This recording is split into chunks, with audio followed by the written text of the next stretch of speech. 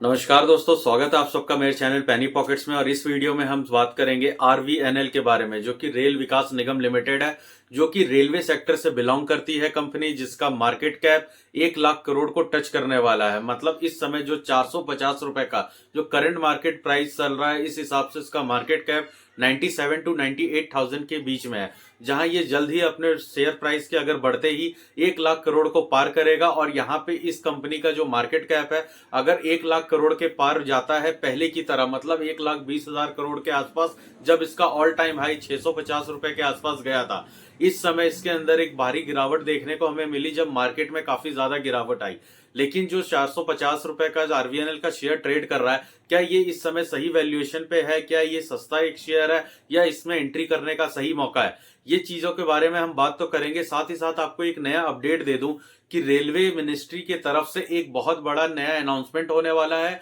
और इस अनाउंसमेंट का रेलवे के शेयर, आरवीएनएल या अदर जितने भी शेयर्स है, खास करके आईआरएफसी पे, इन सब शेयर्स पे क्या असर पड़ेगा। देखिए, आईआरएफसी के जो शेयर है, उसका जो मार्केट कैप है 2 लाख करोड़ का है। तो वो इस वक्त रेलवे की सबसे बड़ी एक ऐसी शेयर एंटिटी बन गई है, जहां पे इन्वेस्टमेंट ऑफ रिटेलर्स का जितना है वो ज्यादा बना हुआ है। नए अपडेट के बारे में बताऊं तो जो रेलवे मिनिस्ट्री है, उन्होंने एक प्रपोजल रखा है देश के संसद में। हालांकि ये जो प्रपोजल है, ये 5 महीने पहले ही आ गया था, लेकिन इसे अप्रूव होता हुआ हम अब देख रहे हैं। रेलवे मिनिस्ट्री की तरफ से यह प्रपोजल लाया गया कि 1905 के समय या उससे पहले, जब रेलवे कारोबार करती थी अपने अंग्रेजों के शासनकाल में, तब इसका जो एक बोर्ड ऑफ रेलवे का जो बोर्ड होता था, वो पीडब्ल्यूडी के अंदर आता था, पब्लिक वर्क डिपार्टमेंट के अंदर। क्योंकि जाहिर सी बात है, उस समय रेल नेटवर्क इतना ज्यादा भी फैला हुआ नहीं था और इतनी ज्यादा उसके ऊपर अलग अलग कंपनीज की एंटिटी बनाना ये उतना पॉसिबल नहीं था। तो ये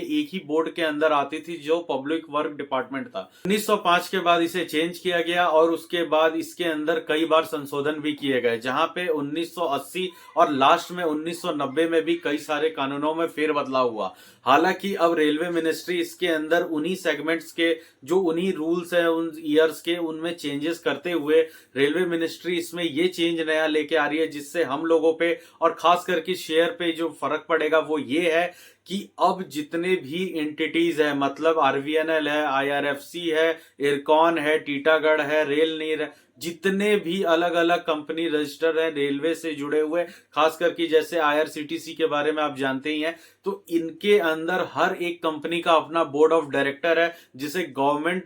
नियुक्त करती है। यानी कि वो जो शेयर होल्डर में सबसे बड़ा पैटर्न जिसका होता है, सबसे ज्यादा शेयर होल्डर का जो परसेंटेज है, जैसे कि आईआरएफसी में आप जानते हैं 86% गवर्नमेंट ऑफ इंडिया ओन करती है। आरवीएनएल में भी 71% तक का जो शेयर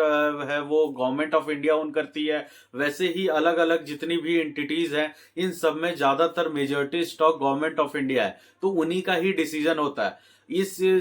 जो बिल है उसको पास होने के बाद ये फायदा होगा कि जितने भी रेलवे से जुड़ी हुई कंपनियां हैं, उनको अपने रेलवे में डेवलप करने के लिए आगे कोई भी एक कदम उठाना है, तो उन्हें बार बार गवर्नमेंट ऑफ इंडिया की परमिशन या रेल मंत्रालय की परमिशंस की जरूरत नहीं पड़ेगी। इन्हें वो इंडिविजुअल, हर एक कंपनी का डायरेक्टर, मैनेजर और जो मैनेजमेंट है, इनके जो बोर्ड ऑफ डायरेक्टर्स का जो अप्लाई किया गया या उनके तरफ से जो भी अप्रूवल मिलेगा, उनके तौर पे ही ये कंपनियां अपना काम करेगी। इससे ये चीज समझिए कि कोई भी नया एलोकेशन आता है, नए प्रोजेक्ट्स हैं, नया एक्सपेंसेस है, तो उसके लिए हमेशा गवर्नमेंट का मुंह नहीं देखना पड़ेगा, हर बार ऊपर से अप्रूवल का वेट नहीं करना पड़ेगा। एक जो मार्केट कैप है, वैसे भी आप जानते हैं कि इस समय रेलवे मिनिस्ट्री ने हालांकि 2 महीने पहले ही एक अनाउंस किया था, जिसमें अब ये निकल के आ रहा है कि जितने भी नवरत्न कंपनियां हैं और खास करके रेलवे की जो कंपनी है, वो अपने नेटवर्थ का 15% तक जो एसेट्स एलोकेशन है या फिर जो लोन बुक है, उसे ग्रोथ में और इन्वेस्टमेंट में यूज कर सकती है बिना गवर्नमेंट के अप्रूवल के।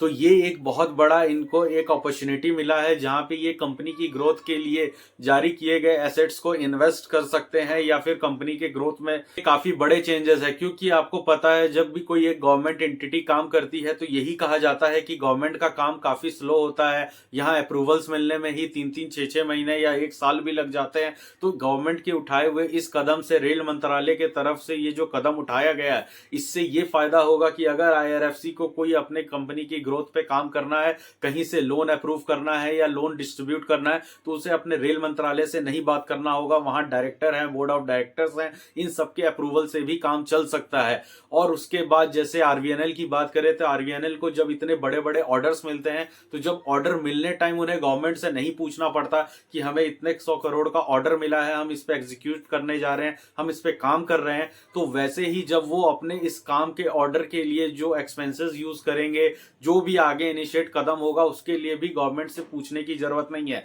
मतलब कुल मिला के ये है कि गवर्नमेंट अपने हर एक रेलवे के कंपनी को, हर एक रेलवे के शेयर्स जो लिस्टेड हैं, उन सबके बोर्ड ऑफ डायरेक्टर्स को ये छूट दे रही है कि आप सिंगल एंटिटी के तौर पे एज अ प्राइवेट फर्म आप काम कीजिए, आप उसको इतनी तेजी से आगे बढ़ाइए, क्योंकि सारे जितने भी कंपनियां हैं वो सब मिलके एक साथ और इतनी तेजी से काम करने के लिए और 2030-35 के जितने भी टारगेट्स रखे हैं इन्हें अचीव करने के लिए, ये सारा चीजें अगर मंत्रालय में जाएंगी तो बहुत सारे ऐसे डिसीजंस हैं जिनको या तो पेंडिंग या फिर अप्रूवल के लिए काफी ज्यादा वेट करना पड़ेगा। ये जो सारे चेंजेस किए गए हैं ये 2016 में ही श्रीनाथन कमेटी ने अप्रूव किया था, उसे एक सजेस्ट किया था कि ये जो जितने भी देश के सिटीज में मेट्रो बने हैं, चाहे वो दिल्ली, मुंबई, कोलकाता, चेन्नई मेट्रो हो, तो मेट्रो अपना काम किस तरीके से करता है, क्यों मेट्रोस के काम में जो स्पीड होती है वो काफी तेज होती है, उनके फ्लाईओवर्स जल्दी बनते हैं, कोचेस जल्दी बनते हैं, उनके लाइन अप्रूवल्स ज्यादा जल्दी होते हैं और उनके जो कंस्ट्रक्शन वर्क है वो भी काफी ज्यादा होता है,